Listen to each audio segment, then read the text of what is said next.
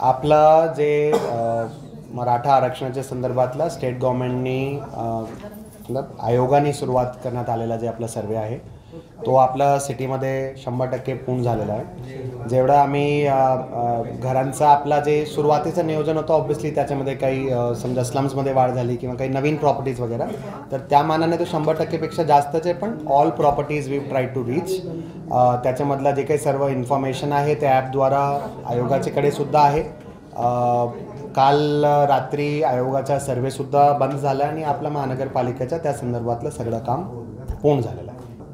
महानगरपालिकेचे तर्फे जे काही आपले प्रायव्हेट स्कूल्स असतात त्यांचं ॲफिलिएशन किंवा इतर गोष्टी जनरली स्पीकिंग कमिशनर एज्युकेशनचे मार्फत हँडल केलं जातं आहे. त्याच्यामध्ये महानगरपालिकेचा जे आपले एज्युकेशन ऑफिसर आहे त्यांचा काही प्रमाणात रोल एज्युकेशन ऑफिसर जे जिल्हा परिषद असतात त्यांचा असतो आणि त्यांची हे कार्यपद्धती प्रायव्हेट शाळांसाठी कमिशनर एज्युकेशनचे देखरेखमध्ये राहतात. याच्या व्यतिरिक्त जे काही दुर्दैवाने जे काही दुःखदायक घटना घडली त्याच्या संदर्भातला पोलीस विभागाच्या मार्फतसुद्धा कारवाई केली जाते. अशा प्रकारची घटना काही पुढे घडू नये याच्यासाठी कदाचित येत्या काही काळामध्ये महानगरपालिकेच्या तर्फे प्रायव्हेट स्कूलसाठी सुद्धा आम्ही काही याच्यामध्ये स्टेप्स घेऊ. महानगरपालिकेच्यासाठी जे आम्ही आता काउन्सिलर जे नॉमिनेट केले 21 त्यांचं एक टर्म ऑफ रेफरन्स हा पण आहे की मुलांना गुड टच बॅड टच वगैरे ते सर्व समजून सांगणे, जेणेकरून आपलं गर्ल स्टुडंट असो किंवा बॉय स्टुडंट असो दोघांना आपलं माहिती असलं पाहिजे what is a good touch what is a bad touch, आणि जेणेकरून त्या संदर्भातला ॲट द राईट टाईम त्यांच्या मार्फत काही अलार्म रेज करायचे असेल त्यांचे पालकांना किंवा त्यांचे काही एखाद्या मोठे वरिष्ठांना वगैरे ते मुलांचे मार्फतसुद्धा राहिलं पाहिजे. तर जे महानगरपालिकेच्यासाठी आपण जे आम्ही काउन्सिलर नॉमिनेट केले इतर त्यांचे कामाच्या व्यतिरिक्त एक टर्म ऑफ रेफरन्स आपण त्यांच्यासाठी हा पण ठेवतो. गोविंद, मला वाटत नाही की या मुद्द्याच्या संदर्भातला काही रँडम चेकिंग करून त्याच्यामध्ये काही मार्ग निघण्याचं कारण आहे. याचे उलट कदाचित सर्व प्रिन्सिपल्स आणि यांना एक प्लॅटफॉर्मवर आणून आपण मागे एक प्रयत्न केला होता ज्याच्यामध्ये जवळपास 500 प्रायव्हेट स्कूलचे प्रिन्सिपल्स प्लस आमचे प्रिन्सिपल त्यांचा आपण एकत्रित एक कन्व्हेन्शन घेतला होता. 6 ते 7 महिने झाले. त्याला आपण पुन्हा आता फरवरीमध्ये घेणार आहोत आणि खूप प्रामुख्याने आपण हे मुद्दे त्यांच्यासोबत त्याच्यामध्ये घ्यायला हरकत नाही. But it is something that every private school management त्यांचे प्रिन्सिपल त्यांनी ते जबाबदारी स्वतःवर घ्यावी लागणार आहे. मुलांचे काही एखाद्यावर काही याच्या संदर्भातला मुद्दा असेल, बुलिंगचा मुद्दा असेल किंवा एखादा जे काही दुर्दैवाने घडली आपल्या रावेतमध्ये घडली ते कसा घडू नये या संदर्भातली चर्चा आपण त्यांच्यासाठी करू शकतो. एखादा काही कंप्लेंट आली की त्याच्यावर ॲक्शन करू शकतो. पण अशा प्रकारचा खूप असा इन्स्पेक्शन व्हिजिट करून I don't think that is the right solution. मी लोन घ्यायचा काय असा काही निर्णय अजून घेतलेला नाही आहे. आपण फक्त RFP करून कमर्शियल बँक्सच्याकडून आपला महानगरपालिका AA+ क्रेडिट रेटिंग एजन्सीची महानगरपालिका आहे which is the best credit rating जे आपल्या देशामध्ये एखादी महानगरपालिकेला दिलं जातं आहे. मागच्या वर्षीसुद्धा आपण म्युन्सिपल बॉन्ड रेज केला, त्याचे आपण 200 कोटी रेज केले होते जे की एक चांगला यील्ड आम्हाला भेटला. त्याच्यामध्ये गव्हर्नमेंट ऑफ इंडियाच्या इन्सेंटिव्हला सोबत गृहीत धरून खूप एक चांगला बेनिफिटमध्ये महानगरपालिका त्याच्यामध्ये राहणार आहे. याचेच पाठोपाठ आता मोशी हॉस्पिटलसाठी आणि आपला ओल्ड मुंबई पुणे हायवेचा सस्टेनेबल मोबिलिटी किंवा अर्बन स्ट्रीटस्केपिंग डिझाईनसाठी आपण हे 2 प्रोजेक्टसाठी असा एक नियोजन करतो आहे. आज रोजी त्याचा काही निर्णय आपण घेतलेला नाही आहे.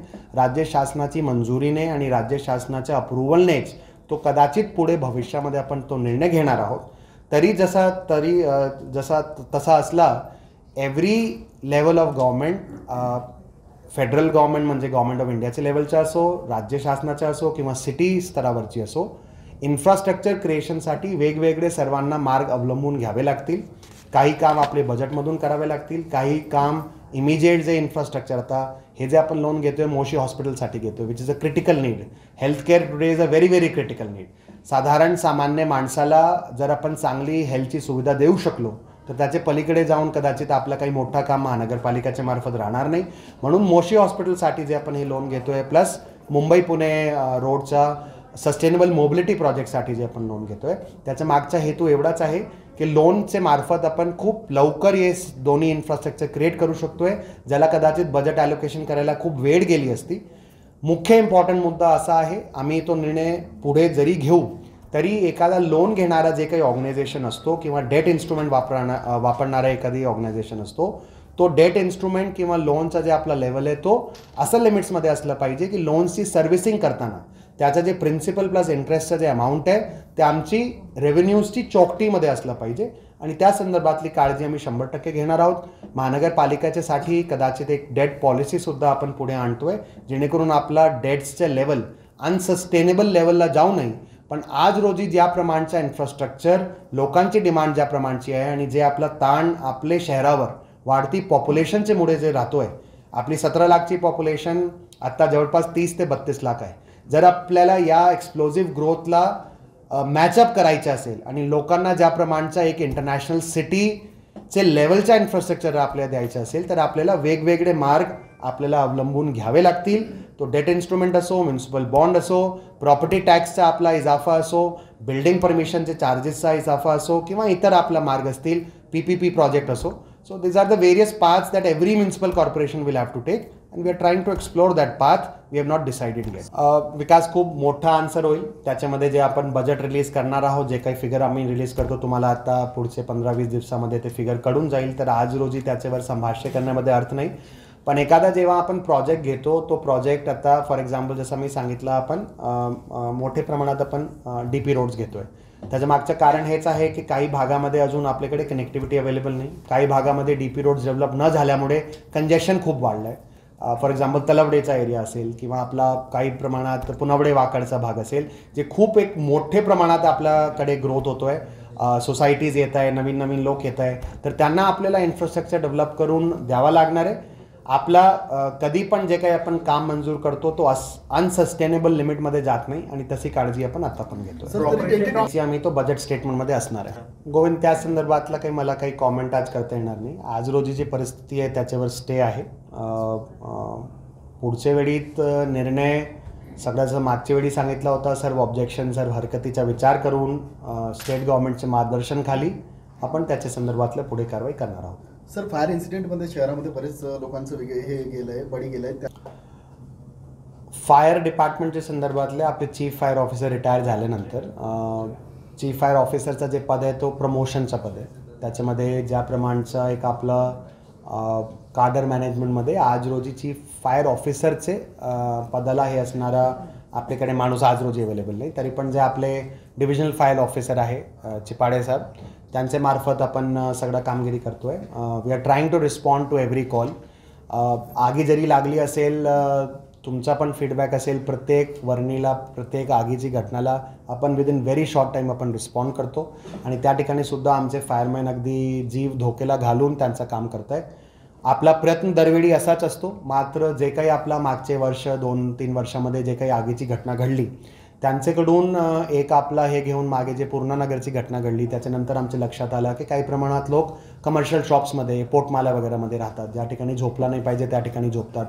असे जे आमच्याकडे आता लक्षात आलं ते तुम्हाला सर्वांना माहिती आहे, मागे पण ब्रीफ केला. जवळपास 42,000 प्रॉपर्टीजचा आम्ही ऑलरेडी सर्वे केलेला आहे महाविमचे बचत गटांच्या मार्फत. त्याच्यामध्ये बऱ्यापैकी आम्हाला डेटा आला आहे. त्याच्यामध्ये 2400 लोकांना आपण नोटीस पण इश्यू केला आहे 15 दिवसाचा. त्याच्यामध्ये आम्ही त्यांच्या मार्फत फायरचे संदर्भातले सगळे त्यांनी जे काही आपलं स्टेप्स आहे त्यांनी ते घ्यावं, नाहीतर आम्ही त्यांच्यावर फायर सेफ्टी ॲक्टचे अखत्यारीत ॲक्शन म्हणजे प्रॉपर्टी सील करणे, वॉटर सप्लाय डिस्कनेक्ट करणे ते आपण करणार आहोत. तर प्रत्येक जे कमर्शियल प्रॉपर्टी आहे, प्रत्येक इंडस्ट्रियल प्रॉपर्टी, तो लीगल असो इलिगल असो, सर्वांनी फायर सेफ्टीचे संदर्भातली 100% फायर ॲक्टचे प्रमाणे पाऊल उचलले पाहिजे. एखादा फायर ऑडिट त्यांनी प्रायव्हेटमध्ये करून घेतला पाहिजे जेणेकरून त्यांना माहिती असेल की कुठे त्यांची उणीवा आहे आणि त्या गॅप्सला भरला पाहिजे. याच्या पुढे 100% महानगरपालिकेच्या तर्फे जर मला फायर सेफ्टीच्या संदर्भातला काही याच्यामध्ये उणीवा दिसलं तर तो कमर्शियल प्रॉपर्टी असो, रेझिडेन्शियल प्रॉपर्टी असो, इंडस्ट्रियल प्रॉपर्टी असो, 100% आपण त्याच्यामध्ये ॲक्शन घेणार आहोत. याचे व्यतिरिक्त फायर डिपार्टमेंटला स्ट्रेंथन करण्याचा खूप मोठा पाऊल आपण उचलला आहे. आत्तापर्यंत आपल्याकडे 5 फायर स्टेशन होते, आज रोजी आपल्याकडे तो वाढवून 7 किंवा 8 फायर स्टेशन आहे. येत्या 2 ते 3 वर्षामध्ये आपण 16 फायर स्टेशन प्लॅन करतोय, 4 डिव्हिजनल फायर ऑफिस प्लॅन करतोय, ज्याच्यामध्ये नॉर्थ, साऊथ, ईस्ट, वेस्ट अशा प्रकारचे डिव्हिजनल ऑफिसेस आणि प्रत्येक डिव्हिजनल फायर ऑफिसचे खाली 4 स्टेशन ऑफिसेस, फायर ज्याला स्टेशन म्हणतो. याच्या व्यतिरिक्त अगदी महानगरपालिकेच्या शेजारी आपण फायरच्या ट्रेनिंगच्या इन्स्टिट्यूट, फायरच्या मोठा एक जे आपण निर्णय घेतला फायरमॅन रिक्रुटमेंटचा, आता हल्लीच स्टेट गव्हर्नमेंटने त्याला मंजुरी दिली. जवळपास 150 फायरमॅनसुद्धा आपण परमनंट याच्यामध्ये रिक्रूट करतोय. त्याच्या व्यतिरिक्त त्याचा रिसेंट आपण जे ॲडव्हर्टाइजमेंट काढला होता त्याच्यामध्ये deputy chief fire officer, divisional officer या प्रकारचे पण जे सुद्धा पद आहे त्यांना आपण रिक्रूट करतोय. शहरामध्ये खूप मोठ्या प्रमाणात बिल्डिंग्सची हाईट आता वाढत आहे. 70 मीटर 80 मीटरची सुद्धा बिल्डिंग आमच्याकडे झाली. म्हणून TTL आणि APL जे आपली शिडी असतो असं 54 मीटरची 70 मीटरची असे पण आपण आपल्याकडे इक्विपमेंट घेतोय. त्याच्या व्यतिरिक्त फायर टेंडर्सचा आपण नंबर वाढवतोय. सूट्स जे आहे यांचे आपल्या फायरमॅनचे त्यांचा नंबर वाढवतोय. ओव्हरऑल आमचा हेतू एवढाच आहे, पुढच्या 2 ते 3 वर्षामध्ये फ्रॉम बोथ एंड्स आमच्यातर्फे इन्फ्रास्ट्रक्चर एंडला आणि लोकांच्या तर्फे त्यांनी स्वतः सेफ्टी काय घ्यायची त्या एंडला आपल्याला कामगिरी करणं गरजेचं आहे. तुमच्या मार्फत शहरवासियांना माझी विनंती एवढीच राहील, तुमच्या एखाद्या कमर्शियल एस्टॅब्लिशमेंटमध्ये जर काही ज्वलनशील मटेरियल असेल त्याची परवानगी घेणं गरजेचं असतो. तुम्ही परवानगी घेतली नाही तो खरा तो इलिगल आहे. त्याच्यामुळेच एखादा वेळा आग लागतात आणि त्याच्यामध्ये इन्सिडेंट असतात. तर जेवढी जबाबदारी आमची आहे तेवढी जबाबदारी याच्यामध्ये सिटिझनची सुद्धा आहे. रेझिडेन्शियल सोसायटीजमध्ये चेअरमॅन आणि सेक्रेटरीज त्यांची जबाबदारी आहे की तुमचे जे फायर सिस्टम आहे ते दर 6 महिन्यामध्ये त्याचा ऑडिट झाला पाहिजे. स्प्रिंकलर काम करताना काय नाही करतात ते बघितलं पाहिजे. फायर टँक जे आपला असतो प्रत्येक बिल्डिंगमध्ये असतो त्याच्यामध्ये पाणी आहे काय नाही ते बघितलं पाहिजे. जेणेकरून सोसायटीला स्वतःची जबाबदारी घेतली पाहिजे की अनफॉर्च्युनेटली एखादा काय इन्सिडेंट घडला तर त्यावेळी आपले जे सगळे फायर फायटिंग इन्स्ट्रुमेंट्स आहे, फायर फायटिंग सिस्टम आहे, they are robust and they are working.